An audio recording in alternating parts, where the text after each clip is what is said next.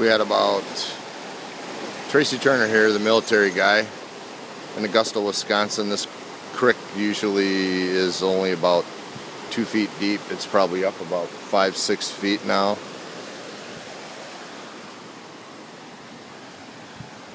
Lot of water.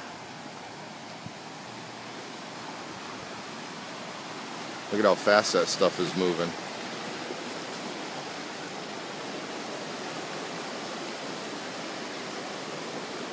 And we got some flooding over here.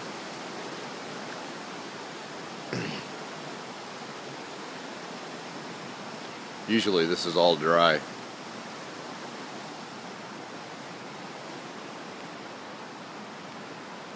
little bit of water.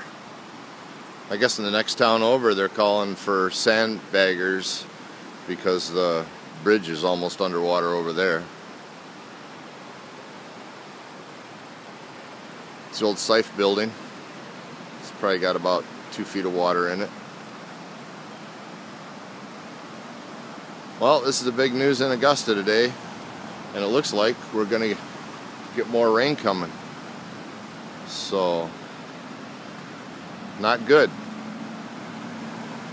Tracy Turner, the military guy. Talk to you later.